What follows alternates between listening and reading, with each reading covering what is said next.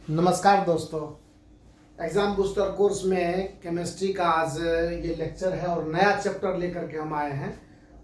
हमारी कोशिश है कि थोड़ी जल्दी जल्दी आपका सिलेबस निकाला जाए, और इसलिए भी क्योंकि बेसिकली तो ये सब कुछ आपको पढ़ा हुआ है। तो हमने आज ये सोचा कि क्यों ना आज की सलामी नए चैप्टर की बिल्कुल क्वेश्चन से ही लिया जाए। तो बोर्ड में पूछे हुए ये तमाम क्वेश्चंस हैं, अभी तो और बहुत सारे हैं, पर ये प्राइमरी स्टेज का है, स्टेज 1 इसको आप कह लीजिए।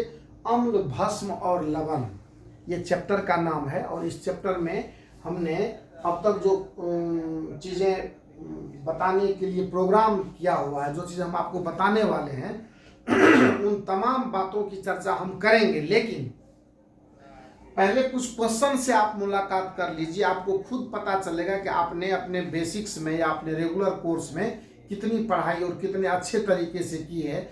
उसमें अगर मुझे ऐसा लगेगा, आप थोड़ा सा कमेंट से हमको हेल्प करेंगे। अगर आपको ये लगेगा कि कुछ त्रुटियां आ रही है तो मैं इसको एक आध लेक्चर लेकर के मैं ढंग से डील कर दूंगा। डील कर देने के बाद क्या होगा ना कि क्वेश्चन सही तरीके से आपका बनता चला जाएगा, कहीं से कोई तकलीफ आपको नहीं आएगी।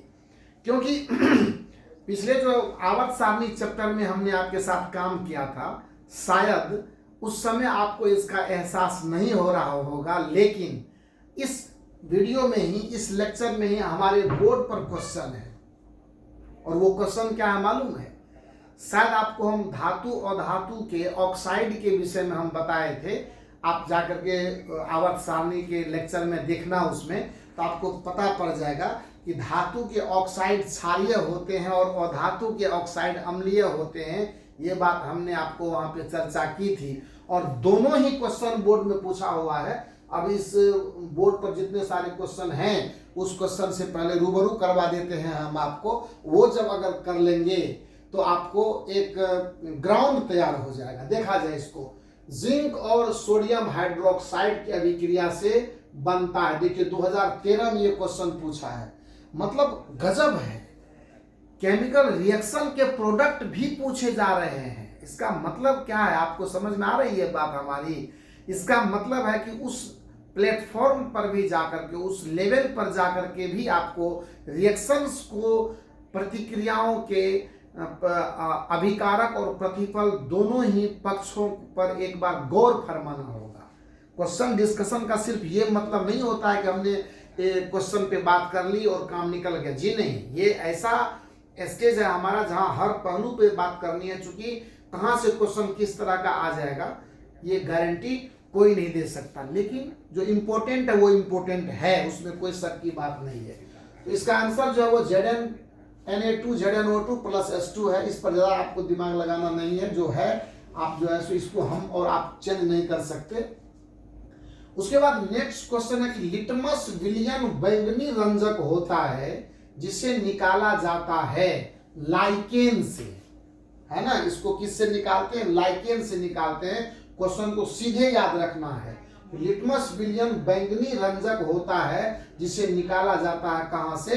लाइकेन से हम लोग निकालते। 2013 के ही बोर्ड में यह भी क्वेश्चन पूछा हुआ है। फिर देखिए, और ऑप्शन भी है, हल्दी है, लाल पत्ता गोभी है, पिटूनिया फल है। ये सब कुछ भी नहीं, सिर्फ आपको लाइकेन पर ध्यान देना है। तीसरा क्वेश्चन है, निम्न में किसका उपयोग दीवार की सफेदी के लिए किया जाता है? ये तो आपको पता ही है, कैल्शियम हाइड्रोक्साइड का यूज करते हैं हम लोग इसमें। उसके बाद कैल्शियम ये बाइकार्बोनेट है, सोडियम हाइड्रोक्साइड है, सोडियम बाइकार्बोनेट सब नहीं चलता है। सोडियम बाइकार्बोनेट तो आप जानते हैं क्या काम करता है। चौथा क्वेश्चन है कि जब लिटमस विलियन न तो अम्लीय होता है न तो क्षारीय होता है, तब विलियन का रंग कैसा होता है? तो विलियन का रंग बैंगनी होता है। कैसा होता है? 2018 में पूछा हुआ है। अगर लिटमस विलियन न तो आपका अम्लीय है और न क्षारीय है, मतलब एक तरह से उदासीन है, तो इसका रंग कैसा होता है? इसका रंग बैंगनी होता है। पांचवा क्वेश्चन है, कौन सा पदार्थ लाल लिटमस को नीला करता है? कौन सा पदार्थ लाल लिटमस को क्या करता है? नीला करता है।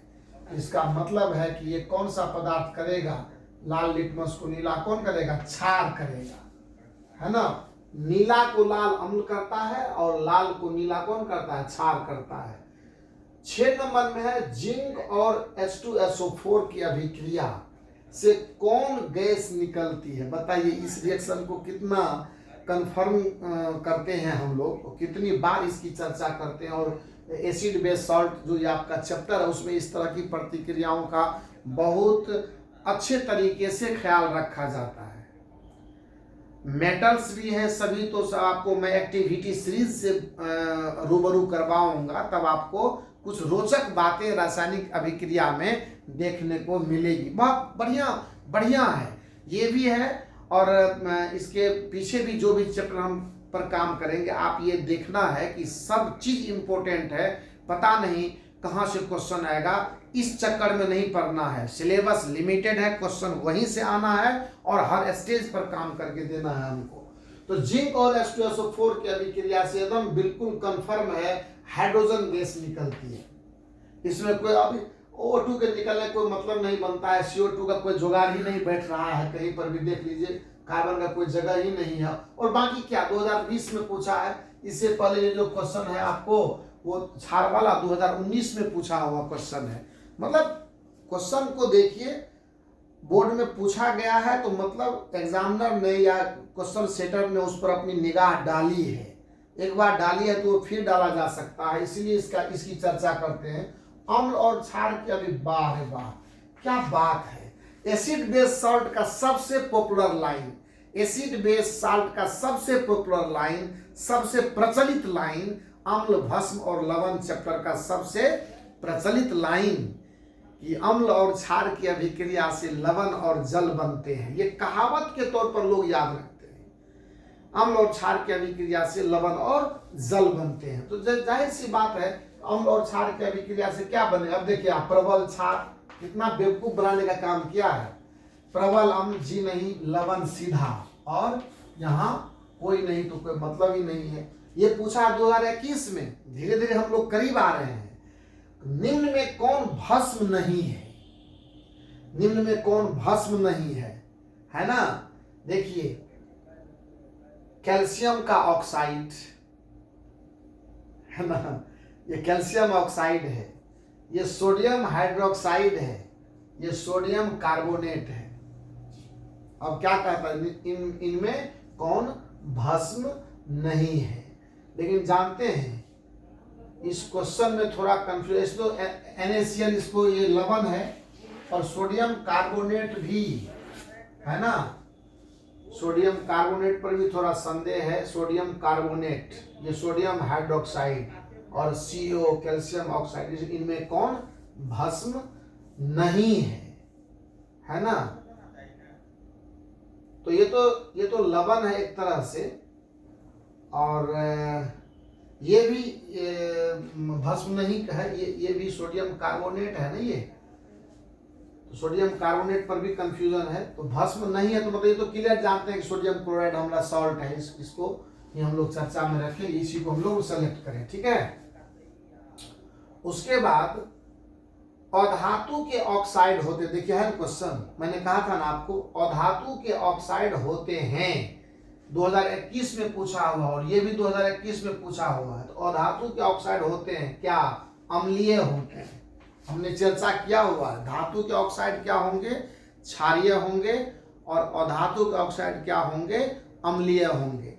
जैसे यहाँ देखिए ना कैल्शियम ऑक्साइड, ये क्षारीय प्रवृत्ति का है ना, तो इसका मतलब ये भी भस्म है ना। भस्म और क्षार समझते हैं कि नहीं। जो भस्म जल में घुलनशील, वो भी क्वेश्चन होगा सर। ये देखिए जल में घुलनशील भस्म कहलाता है 2022 में, जल में घुलनशील भस्म कहलाता है क्षार, ठीक है।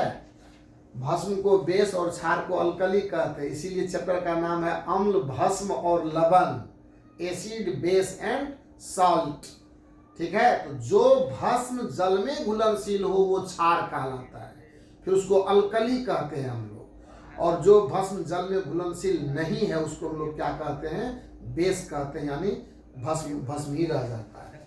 निम्न में कौन क्षारीय ऑक्साइड है, देख लीजिए, वहां अम्लीय ऑक्साइड और यहाँ क्षारीय ऑक्साइड। तो देख लीजिए Na2O है, सल्फर डाइऑक्साइड तो गैसीय हो गया, ये भी नाइट्रोक्स है, Na2 है, ये देखिए क्यों, क्योंकि ये सोडियम का ऑक्साइड है, और सोडियम क्या है? धातु है, मेटल है। और धातु के ऑक्साइड क्या होते हैं? क्षारीय होते हैं। धातु के ऑक्साइड क्या होते हैं? क्षारीय होते हैं। इसीलिए Na2O ही इसका सही आंसर होगा। जस्ट आज एक हाईलाइट है, आपको सिर्फ एक हर इलाके से एक झलक, सिर्फ आपको एक इंप्रेशन, इंट्रोडक्शन क्वेश्चन से लिया है मैंने कहा था ना कि हर दिन नया नया पैटर्न लेकर के आऊंगा। तो ये आज का देखिए स्टाइल ही हमने चेंज कर दिया काम करने का, ताकि आपको बिल्कुल क्वेश्चन से पहले मिला। बुझा हुआ चूना, ये कैल्शियम हाइड्रोक्साइड, बुझा हुआ चूना, इसी को बकरा चूना भी हम लोग कहते हैं। बुझा हुआ चूना कैल्शियम हाइड्रोक्साइड है। और इस तरह से कुल मिलाकर के जितने क्वेश्चन हम लोगों ने चर्चा किए, ये तो क्वेश्चन था, लेकिन सच्चाई क्या है? अगर मैं एसिड बेस सॉल्ट की बात करूं, अगर आप इसको चाहते हैं कि मैं थोड़ी चर्चा इस पर कर दूं, तो आप पहले इसको अगर चाहेंगे तो इसका आप स्क्रीनशॉट ले सकते हैं। और अब देखिए, थोड़ी मैं अपनी बात कर लेता हूं आपसे, ताकि आपको थोड़ी तसल्ली हो जाए कि सबसे बड़ी चीज अम्ल और क्षार को पहचानने की अभी के टाइम के हिसाब से, उतना लंबा फाइल नहीं खोलना है। देखिए, मैं छोटी छोटी कुछ इंपॉर्टेंट बातें कर लेता हूं आपसे। अगर मैं एसिड्स की बात करूं, तो एसिड्स, अब वो जमाना कि ये स्वाद में खट्टा, सही बात है, ये क्या होगा? स्वाद में खट्टा होगा। लेकिन जब इसमें आप प्लस H2O कर दीजिए और तब इससे अगर इलेक्ट्रिसिटी पास कराइएगा, इलेक्ट्रिसिटी यानी विद्युत धारा प्रवाहित करेंगे, तो मालूम है क्या होगा? ये H+ आयन देगा, है ना? H+ आयन देना ये एसिड की प्रॉपर्टी है। उसी तरह से अगर आप बेस की बात करें, सपोज कीजिए NaOH है, NaOH में आप वाटर ऐड कर दीजिए और इलेक्ट्रिसिटी पास कर दीजिए, है ना? यानी इसको आयोनाइज करने का प्रयास किए, तो ये क्या होगा? सोडियम आयन तो देगा ही, और प्लस साथ में हाइड्रोक्साइड आयन देगा, OH- आयन देगा। तो OH आयन देने का मतलब है कि ये क्षार ही ऐसा कर सकता है। अब इसको क्षार बोल सकते हैं, ये इसको अल्कली बोल सकते हैं, क्योंकि सोडियम हाइड्रोक्साइड जो है वो ऑलरेडी जल में घुलनशील है। बड़े शौक से हम लोग करते हैं। अगर जैसे मान लेते हैं कि, तो अब इसके आधार पर ये समझते हैं कि ये H+ आयन देता है तो एसिड है, स्वाद में खट्टा है तो एसिड है। तो इतना ज्यादा मतलब अभी दिमाग नहीं लगाना है, केमिकली चलिए, आप केमिस्ट्री के हिसाब से चलिए कि अगर कोई ऐसा कंपाउंड जिसको जल में घुलनशील जो है वो तो रहेगा ही, जल में घुलाने के बाद, यानी इसको तनु विलयन कहते हैं, एक्वस सॉल्यूशन कहा जाता है। एक्वस सॉल्यूशन में अगर इलेक्ट्रिसिटी पास कराएंगे तो वो आयोनाइज होता है और वो H+ आयन देता है। जैसे अगर मैं एग्जांपल लूं, तो आप एग्जांपल के तौर पर देख सकते हैं। सपोज कीजिए मैं 3 एसिड लिखता हूं। पहला लिखता हूं मैं H2SO4, है ना? और ये एक्वस कर दिया मैंने। एक्वस करने पर तो वाटर मिला हुआ है, तनु है, ये क्या है? तनु है। और इसमें अगर आप इसको आयोनाइज करेंगे तो ये क्या होगा? ट्वाइस H+ और प्लस SO4-, यानी हाइड्रोजन आयन देने में ये कोई कसर नहीं छोड़ेगा। और क्रियाशीलता के मद्देनजर अगर आप इस पर बात करें, तो जो ये एक्वस सॉल्यूशन में जब इसको आयोनाइज करने के लिए, आयनीकृत करना चाहते हैं जब हम इसको, तो जो जितना जल्दी अपना हाइड्रोजन आयन रिलीज कर दे, वो उतना बेस्ट एक्टिविटी का एसिड माना जाता है।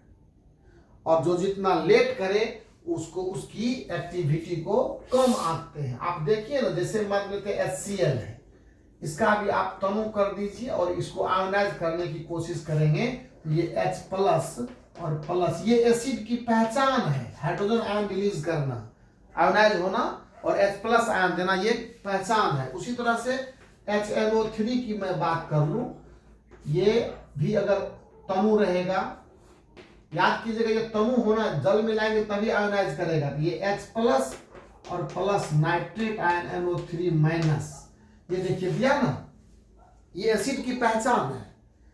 कोई भी अम्ल ऐसा ही करेगा। अब सवाल उठता है कि एक ये भी है, ये सभी 3 एसिड हमने अभी आपको गिनाए हैं। एक गिनाया मैंने H2SO4, दूसरा गिनाया मैंने HCl और तीसरा गिनाया मैंने HNO3। HCl हमारे पेट में यही एसिड बनता है। अब ये तीनों अकार्बनिक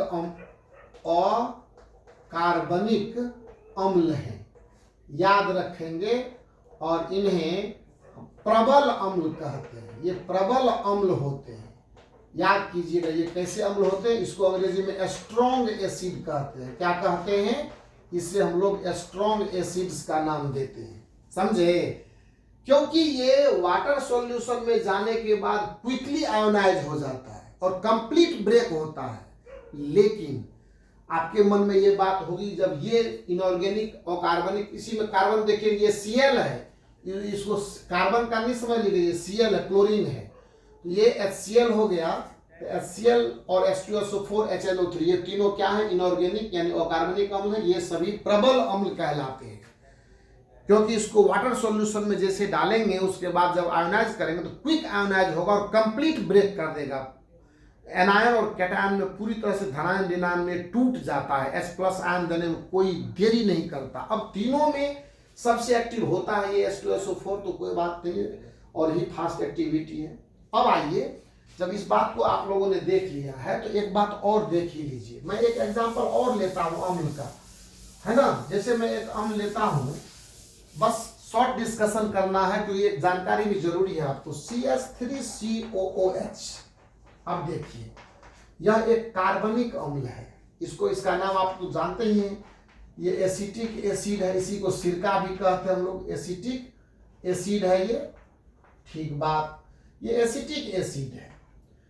अब इसको अगर आप एक्वस कीजिए, इसको आप अगर तनु कीजिए और तनु करने के बाद इलेक्ट्रिसिटी दीजिए, आप जानते हैं ये होगा CH3COO- और +H+। सही बात है, ये भी दिया।